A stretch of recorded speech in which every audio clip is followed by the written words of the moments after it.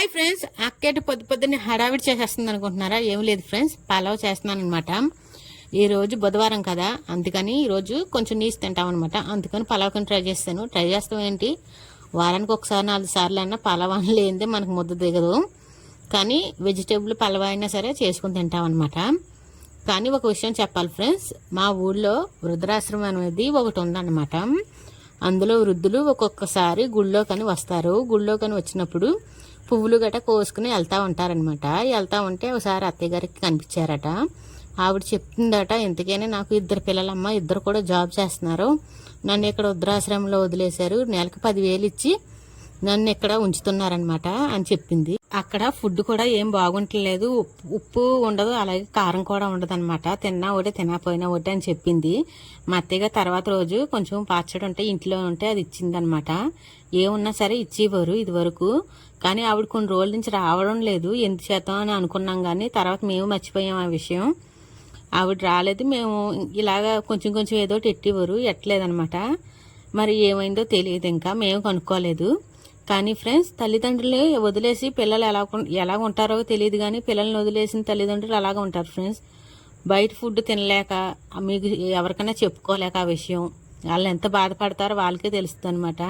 కన్నాక అలా చేయడం చాలా తప్పు అనిపించింది. ఒక్కొక్కసారి గుర్తొస్తుంది అనమాట ఆవిడ స్టోరీ అనమాట.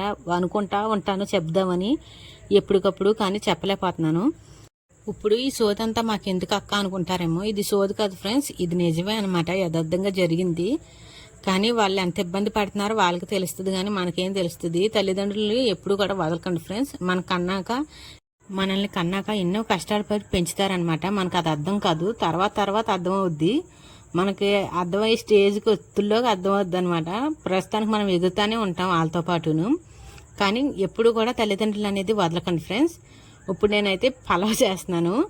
మాకు వచ్చేసి అత్తయ్య గారు మామయ్య గారు వేరుగానే ఉంటారు. మేము హోమ్ హౌస్లో ఉంటాం, అత్తయ్య గారు అంటుకుంటారనమాట. కానీ ఎప్పుడు కూడా అత్తయ్య గారు మామయ్య గారిని ఏదో ఎలకలాలు ఆడుకుంటాం, సరదాగా ఉంటాం. గోదావరి వాళ్ళం కదా, ఆ మాత్రం ఉంటుంది అనమాట. ఎటకారాలు ఆడుకుంటూ ఉంటాము. అలా గడిచిపోద్ది, కాసేపటికి మళ్ళీ కలిసిపోతాం అనమాట. అంతే తప్ప అంతకనే ఏం కాదు. అలాగని మా అత్తయ్య గారిని తిడతాం చేయడం గట్రా ఏమి ఉండదు. మా అత్తయ్య గారు నన్ను ఏమనరనమాట. ఇదంతా మాకు ఎందుకు అనుకుంటారేమో, నేను మామూలుగా చెప్తున్నాను, చెప్పాల్సి వచ్చిన టైం వచ్చింది కాబట్టి చెప్తున్నాను.